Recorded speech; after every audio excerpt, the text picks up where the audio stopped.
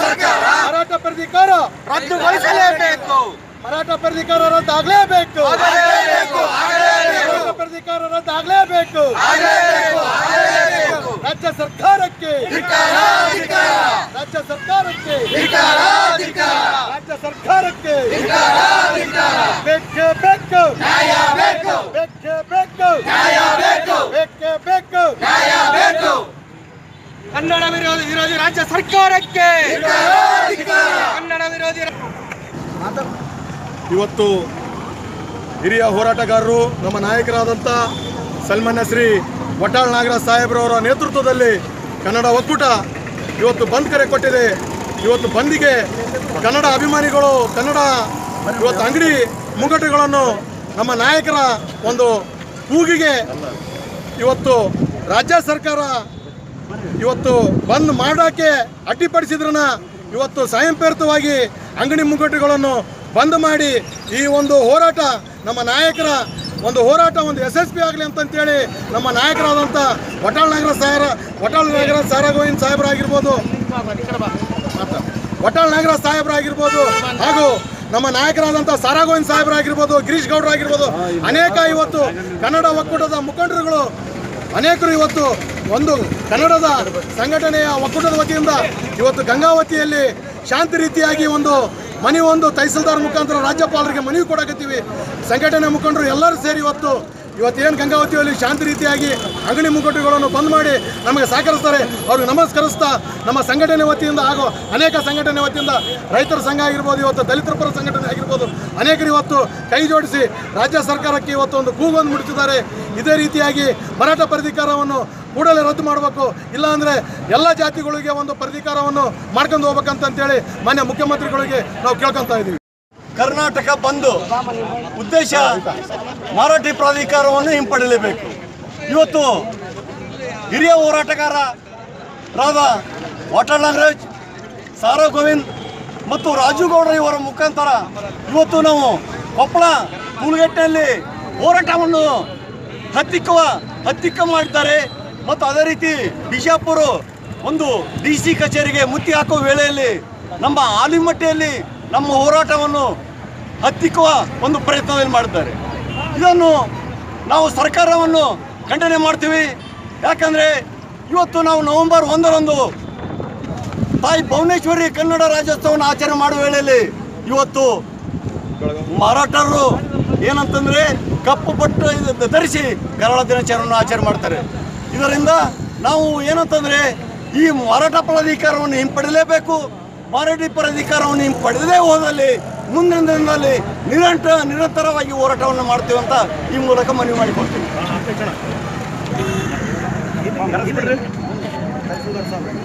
ಇಂದು ಕರ್ನಾಟಕ ರಾಜ್ಯದಲ್ಲಿ ಮರಾಠರ ಬೆಳಗಾವಿಯಲ್ಲಿ ಅಭಿವೃದ್ಧಿ ನಿಗಮ ಏನಪ್ಪ ಅಂದ್ರೆ ಇವತ್ತು ರಾಜ್ಯದಲ್ಲಿ ಕರ್ನಾಟಕ ರಾಜ್ಯದಲ್ಲಿ ಆಂಧ್ರ, ತಮಿಳು, ತೆಲುಗು, ಮರಾಠಿ, ಉರ್ದು ಮತ್ತು ಇನ್ನಿತರ ಎಲ್ಲ ಭಾಷಿಕರು ಎಲ್ಲ ರಾಜ್ಯಗಳ ಜನತೆ ಮತ್ತು ಇಲ್ಲಿ ವಾಸ ಮಾಡ್ತಾರೆ. ಆ ವಾಸ ಮಾಡಬೇಕಂದ್ರೆ ಅವ್ರಿಗೆ ಯಾವುದೇ ಥರದ ಕನ್ನಡಿಗರು ಯಾವುದೇ ತೊಂದರೆ ಕೊಟ್ಟಿಲ್ಲ. ಇವತ್ತು ಮರಾಠ ನಿಗಮವನ್ನು ಮಾಡಿ ಇವತ್ತು ರಾಜ್ಯ ಸರ್ಕಾರ ತಪ್ಪು ಮಾಡ್ತಿದೆ. ಯಾಕಂದರೆ ಇವತ್ತು ಈ ರಾಜ್ಯದಲ್ಲಿ ಇರ್ತಕ್ಕಂಥ ಇವತ್ತು ಆಂಧ್ರ ರಾಜ್ಯ ಐತೆ, ಅದು ಆಂಧ್ರ ಅಭಿವೃದ್ಧಿ ನಿಗಮ ಮಾಡಬೇಕಾಗುತ್ತೆ, ತಮಿಳು ನಿಗಮ ಮಾಡಬೇಕಾಗುತ್ತೆ. ಅದೇ ರೀತಿಯಲ್ಲಿ ಎಲ್ಲ ನಿಗಮ ಕೊಟ್ಕೊಂತ ಹೋದ್ರೆ ಇವತ್ತು ಕರ್ನಾಟಕ ರಾಜ್ಯ ಇವತ್ತು ಕರ್ನಾಟಕ ಆಗೋದಿಲ್ಲ, ಬೇರೆ ಬೇರೆ ಭಾಷಿಕರ ರಾಜ್ಯ ಆಗುತ್ತೆ ಅಂತ ಹೇಳುತ್ತಾ ಕರ್ನಾಟಕ ರಾಜ್ಯಕ್ಕೆ ಇವತ್ತು ಯಡಿಯೂರಪ್ಪ ಮುಖ್ಯಮಂತ್ರಿಗೆ ಇವತ್ತು ಮರಾಠ ನಿಗಮವನ್ನು ಹಿಂತೆಗೆದುಕೊಳ್ಳಿ ಹೋದ ಪಕ್ಷದಲ್ಲಿ ರಾಜ್ಯಾಂತ ಉಗ್ರವಾಗಿ ಹೋರಾಟ ಮಾಡಲಾಗುತ್ತೆ ಅಂತ ಈ ನಮ್ಮ ಕನ್ನಡ ಪರ ಸಂಘಟನೆ ಮತ್ತು ರೈತ ಪರ ಸಂಘಟನೆ ಹಾಗೂ ದಲಿತ ಸಂಘಟನೆ ಬೆಂಬಲದೊಂದಿಗೆ ಇವತ್ತು ಗಂಗಾವತಿಯಲ್ಲಿ ಬಂದ್ ಕಾಲ ಇವತ್ತು ಹೂವು ಕೊಡೋದ್ರ ಮುಖಾಂತರ ಇವತ್ತು ಸ್ವಯಂ ಪ್ರೇರಿತವಾಗಿ ಬಂದ್ ಮಾಡ್ಕೊಂಡಿದ್ದಾರೆ. ಅವರಿಗೆ ತುಂಬ ಧನ್ಯವಾದ ಹೇಳ್ತಾ ಮುಂದಿನ ದಿನಗಳಲ್ಲಿ ಯಡಿಯೂರಪ್ಪನವರು ಮರಾಠಿ ನಿಗಮವನ್ನು ರದ್ದು ಮಾಡದೆ ಹೋದ ಪಕ್ಷದಲ್ಲಿ ಉಗ್ರವಾಗಿ ಎಲ್ಲ ಸಂಘಟನೆಗೆ ಹೋರಾಟ ಇವತ್ತು ಮಾಡಬೇಕಾಗಿದೆ ಅಂತ ಎಚ್ಚರಿಸುತ್ತಿದ್ದೇನೆ. ಇವತ್ತು ಕನ್ನಡ ಪರ ಹೋರಾಟಗಾರರಾಗಿರ್ತಕ್ಕಂಥ ವಟಾಳ್ ನಾಗರಾಜ್ ಅವರಾಗಿರ್ಬೋದು, ಸಾರಾ ಗೋವಿಂದರಾಗಿರ್ಬೋದು, ಗಿರೀಶ್ ಅವರಾಗಿರ್ಬೋದು, ಮಂಜುನಾಥ್ ಅವರಾಗಿರ್ಬೋದು, ಅನೇಕ ಹೋರಾಟಗಾರರು ಇವತ್ತು ಡಿಸೆಂಬರ್ 5ರಂದು ಕರ್ನಾಟಕ ಬಂದ್ ಕರೆ ನೀಡಿದ್ದಾರೆ. ಯಾಕಂದರೆ ಸನ್ಮಾನ್ಯ ಮುಖ್ಯಮಂತ್ರಿಗಳು ಮರಾಠ ಪ್ರಾಧಿಕಾರವನ್ನು ಮಾಡಿ ಕನ್ನಡಿಗರಿಗೆ ರೊಚ್ಚಿಗೇಳಿಸುವಂಥ ಒಂದು ಕೆಲಸವನ್ನು ಮಾಡಿದ್ದಾರೆ. ಇದರಿಂದಾಗಿ ನಮ್ಮ ಗಡಿನಾಡಿನಲ್ಲಿ ಹಲವಾರು ತೊಂದರೆಗಳು ಇದ್ದಾವೆ. ಆ ಕಾರಣದಲ್ಲಿ ಕೂಡ ಇಂಥದ್ದೊಂದು ಮರಾಠ ಪ್ರಾಧಿಕಾರವನ್ನು ಮಾಡಿ ಕನ್ನಡಿಗರಿಗೆ ಒಂದು ಅವಮಾನವಾಗುವಂಥ ಕೆಲಸವನ್ನು ಮಾಡಿದ್ದಾರೆ. ಕೂಡಲೇ ಮರಾಠ ಪ್ರಾಧಿಕಾರವನ್ನು ರದ್ದುಗೊಳಿಸಬೇಕು. ಇಲ್ಲದಿದ್ದರೆ ಕನ್ನಡ ಪರ ಹೋರಾಟಗಾರರು ಮುಂದಿನ ದಿನಮಾನಗಳಲ್ಲಿ ಕೂಡ ಉಗ್ರವಾದ ಹೋರಾಟವನ್ನು ಮಾಡ್ತಾರೆ ಅಂತೇಳಿ ಈ ಮೂಲಕ ನಾನು ಎಚ್ಚರಿಸ್ತಾ ಇದ್ದೇನೆ. ಏನಿವತ್ತು ನಾವೇನು ಕನ್ನಡ ಪರ ಸಂಘಟನೆಯವರು ಮತ್ತು ಹಲವಾರು ಈಗ DSSನವರಾಗಿರ್ಬೋದು, ಹಲವಾರು ಸಂಘಟನೆದವರು ಇವತ್ತು ಕನ್ನಡ ನೆಲ ಜಲ ಮತ್ತು ಈ ಥರ ಜಲ ಅಂತ ಬಂದಾಗ ನಾವೆಲ್ಲರೂ ಒಂದೇ ರೈತರು. ಇವತ್ತು ನಾವೆಲ್ಲರೂ ಏನಾರು ಇದ್ದೀವಿ ಅಂದರೆ ಕರ್ನಾಟಕ ಮಾತೃಭೂಮಿ, ಕನ್ನಡವೇ ನಮ್ಮ ಉಸಿರು, ಕನ್ನಡವೇ ನಮ್ಮ ನೆಲ ಜಲ.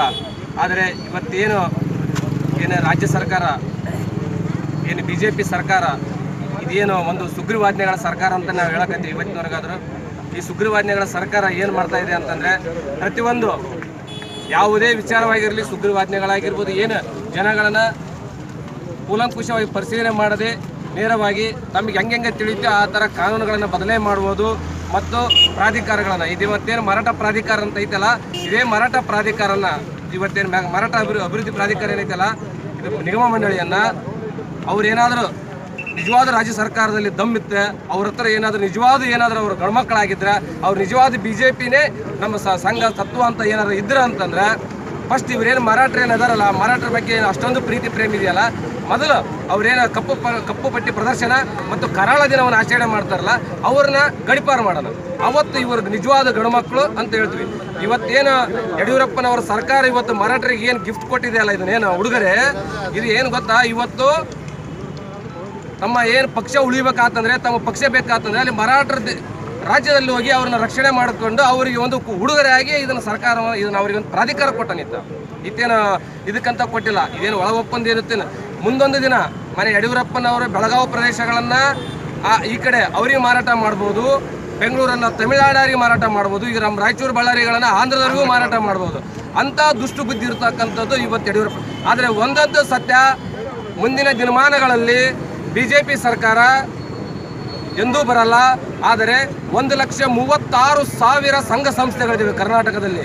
ಆದರೆ ಯಾವುದೇ ಸಂಘ ಸಂಸ್ಥೆಗಳು ಇಷ್ಟು ಬೀದಿಗೆ ಬಂದು ಎಂದೂ ಹೋರಾಟ ಮಾಡಿಲ್ಲ. ಇವತ್ತೇನು BJP ಸರ್ಕಾರ ಇದೆಯೋ ಪ್ರತಿಯೊಂದಕ್ಕೂ ಹೋರಾಟ ಮಾಡ್ತಾ ಇದ್ರು ಹೋರಾಟಗಾರರನ್ನು ಪರಿಗಣಿಸ್ತಾ ಇಲ್ಲ, ಹೋರಾಟಗಾರರನ್ನು ಕರಿತಾ ಇಲ್ಲ, ಹೋರಾಟಗಾರರಿಗೆ ಏನಂತ ಸಬೂಬನ್ನು ಕೇಳ್ತಾ ಇಲ್ಲ.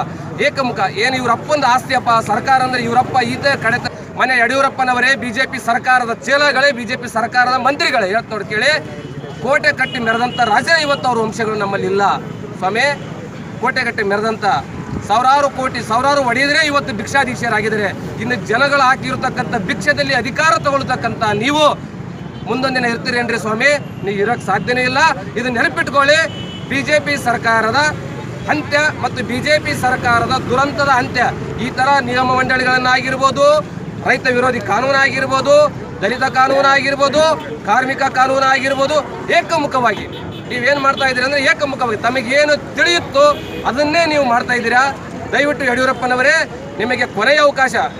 ನಿಮಗೂ ಕೊನೆಯ BJP ಹೋರಾಟ ಮಾಡಿ ಕಟ್ಟಿ ಬೆಳೆಸಿದ್ದೀರಾ. ನಿಮಗಿದು ಲಾಸ್ಟು, ನೀವು ಲಾಸ್ಟು, BJPನೂ ಲಾಸ್ಟು. ಇದನ್ನ ನೆನಪಿಟ್ಕೊಳ್ಳಿ. ಇನ್ನು ಮುಂದೆ ಎಲ್ಲ ಸಂಘ ಸಂಸ್ಥೆಗಳನ್ನು ಒಗ್ಗೂಡಿಸುವಂಥ ಕೆಲಸ ನೀವು ಮಾಡಿರಿ. ಇನ್ನು ಮುಂದೆ ಕಾಂಗ್ರೆಸ್ ಆಗಿರ್ಬೋದು, BJP ಆಗಿರ್ಬೋದು, ಸಂಘ ಸಂಸ್ಥೆಗಳು ಇವತ್ತು ಒಗ್ಗೂಡಿದ್ದಾವೆ. ಮುಂದೊಂದಿನ ನಿಮ್ಮ ವಿರುದ್ಧ ಎಲ್ಲ ಸಂಘ ಸಂಸ್ಥೆಗಳು ಪ್ರಾದೇಶಿಕ ಪಕ್ಷಗಳನ್ನು ಕಟ್ಟಿ ನಿಮ್ಮನ್ನು ನಾವೇ ಜಿತ್ತುಗಳನ್ನಾಗಿ ಮಾಡ್ಕೊಂತೀವಿ. ಇದನ್ನು ನೆನಪಿಟ್ಕೊಳ್ಳಿ ಅಂತ ಈ ಮೂಲಕ ಎಚ್ಚರಿಸುತ್ತೇವೆ.